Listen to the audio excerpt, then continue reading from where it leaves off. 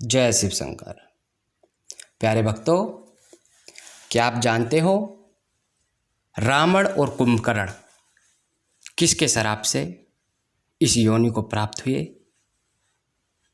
अगर आप नहीं जानते हो तो आपसे निवेदन है कि इस वीडियो को अंत तक देखें और अगर अच्छी लगे तो लाइक और सब्सक्राइब ज़रूर करें, ताकि आप तक हम ग्रंथों से निकली हुई कुछ रहस्यपूर्ण बातें आप लोगों के साथ साझा कर सकें।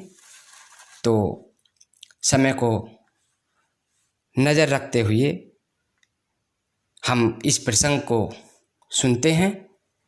बात उस समय की है कि जब देव ऋषि नारद जी हिमालय पर्वत पर एक गुफा में बैठे हुए तपस्या कर रहे थे। उस गुफा के निकट देव नदी गंगा वेगपूर्वक बहती रहती थी। तपस्या पूर्ण होने के बाद उनके अंदर अहंकार आ जाता है। जब उनके अंदर अहंकार आ जाता है तो वो पिता ब्रह्मा जी के पास जा पहुंचते हैं। जब ब्रह्मा जी के पास पहुंचते हैं तो वो कहते हैं, पिताश्री, मैंने अपने ऊपर विजय प्राप्त कर ली है, अपने काम, अपनी इंद्रियों को जीत लिया है। ब्रह्मा जी जानते हैं कि पुत्र नारद के अंदर अहंकार ने जन्म ले लिया है। उन्होंने उनको समझाया, पुत्र नारद, आप बड़े भाग्यशाली और वे विवेक बुद्धि वाले हो। अतः मैं आपको समझाते हुए यही कहूँगा कि जो बात आपने मुझसे कही है आप किसी को न कहें, इसी में आपका कल्याण है। देव ऋषि नारद अहंकार में चूर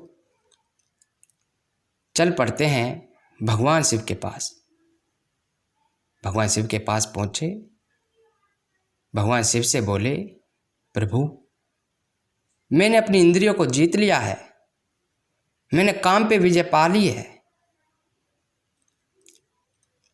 भगवान शिव बोले, ये तो होना ही था, क्योंकि आप ठहरे विवेक बुद्धि वाले। आपसे ऐसी कौन सी चीज़ है, कौन सी ऐसी वस्तु है जो आपसे दुर्लभ है? पर मैं आपसे इतना ही कहूँगा कि आप यह बात किसी को ना कहें, और खासकर वैकुंठ धामी विष्णु जी को तो कभी भी ना कहें। ऐसा कहकर भगवान शिव चुप हो जाते हैं और देव ऋषि नारद जी उनको प्रणाम करके वैकुंठ धाम श्री भगवान विष्णु के पास जा पहुँचते। भगवान विष्णु के पास पहुँचे, उनको प्रणाम किया, उनको सारा वृत्तांत बताया। भगवान विष्णु सब जानते थे।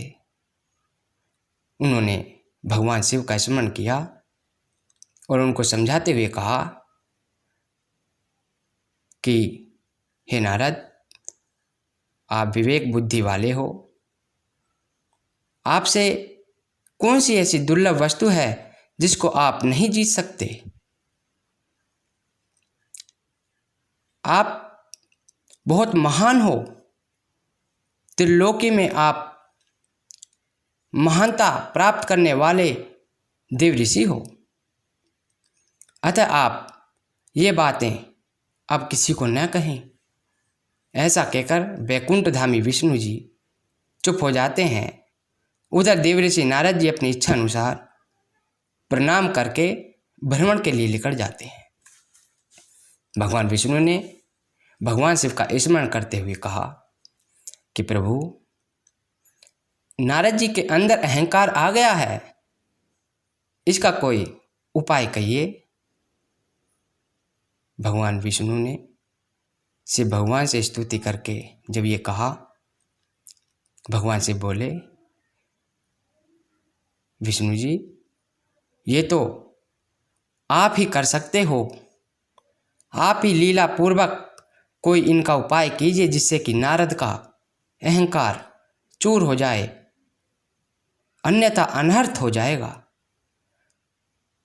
उधर भगवान विष्णु ने जब ये सुना तो जिस मार्ग से होकर देवऋषि नारद जी भ्रमण के लिए जा रहे थे, वहीं एक सुंदर सौभाग्यशाली एक माया रूपी नगरी का चयनित कर दिया, एक निर्माण कर दिया।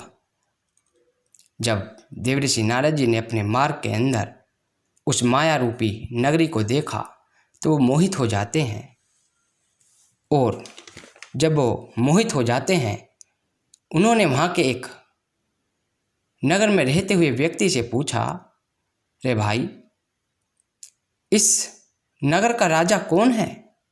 उन्होंने उन्हें बताया कि इस नगर का राजा शील निधि है। वो उनके पास जा पहुँचे। जब उन्होंने शील निधि राजा ने देवऋषि नारद को देखा, उन्होंने बड़ा आदर सम्मान किया, सत्कार किया।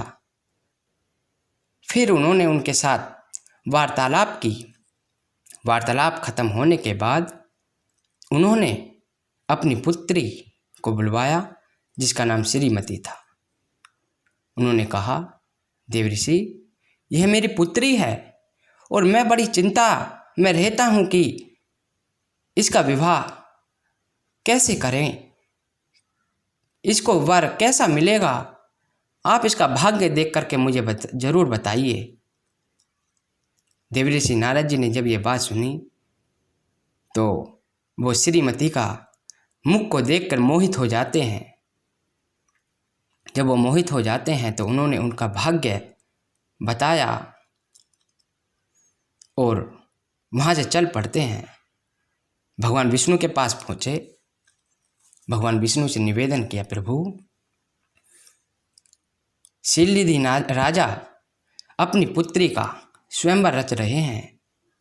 मेरी आपसे यही निवेदन है कि आप मेरा जो रूप है उसको जितना अच्छा हो सके, जितना सुंदर हो सके, जितना मोहिनी हो सके उतना मोहिनी बना दीजिए, ताकि शीलनिधि राजा की पुत्री मुझे ही चुने।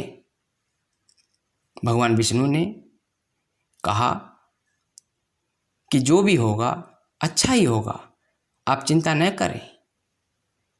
इतना कहकर भगवान विष्णु चुप हो जाते हैं और देवऋषि नारद जी वहाँ से चल पड़ते हैं। जब वो उस स्वयंवर में पहुँचते हैं तो उधर भगवान शिव अपने 2 दूतों को भेज देते हैं। उन दूतों को भेज देते हैं और उधर श्रीमती जी स्वयंवर के लिए जयमाला लेकर हाथ में घूम रही हैं अपने वर को चुनने के लिए। जब वो उस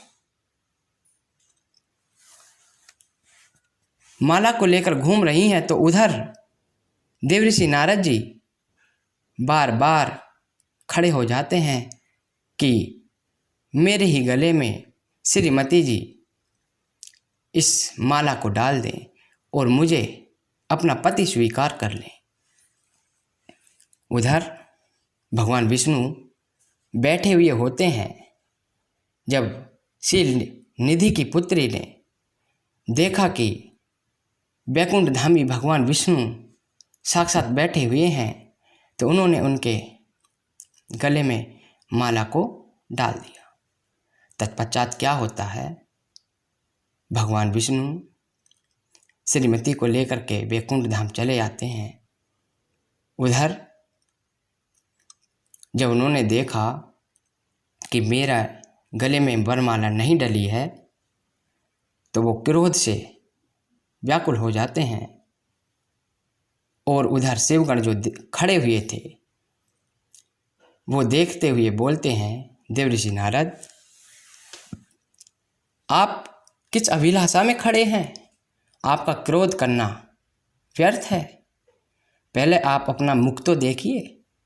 देवऋषि नारद ने जब अपना मुख दर्पण में देखा तो अपना मुख वानर का पाया, एक बंदर का मुख पाया तो उनके अंदर और भी ज़्यादा क्रोध आ जाता है।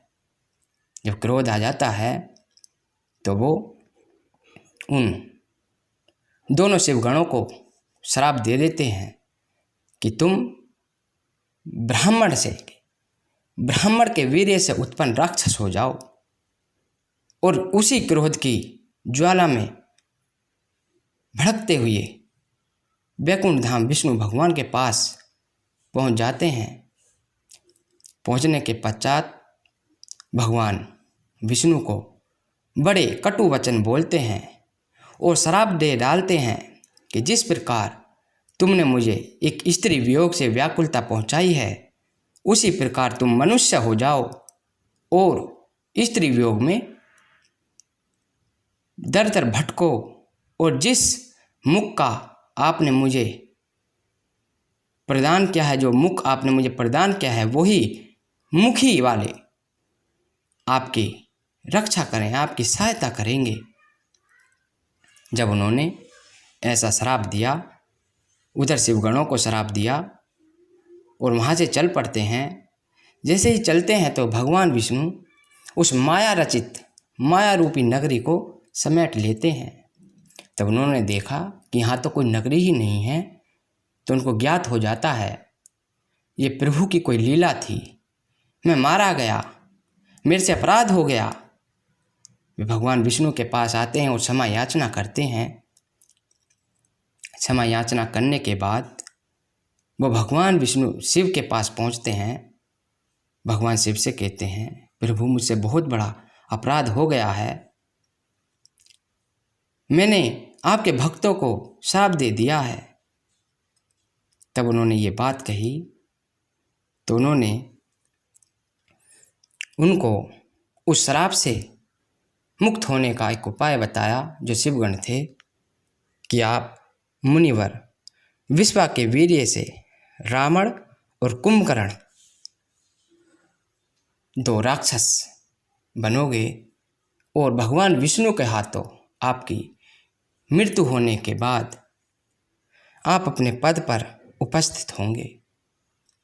आप भगवान शिव के अनन्य भक्त होंगे, एक महान भक्त होंगे और आप मुझे क्षमा कीजिए। ऐसा कहकर वहाँ से नारद जी चल पड़ते हैं। तो प्यारे भक्तों, मैं आशा करता हूँ कि आपको यह प्रसंग बड़ा अच्छा लगा होगा, और अगर अच्छा लगा हो तो आपसे मेरा निवेदन है कि आप इसको लाइक ज़रूर करें, शेयर करें, ताकि आप तक हम ऐसे प्रसंगों को साझा करते रहें। जय शिव शंकर।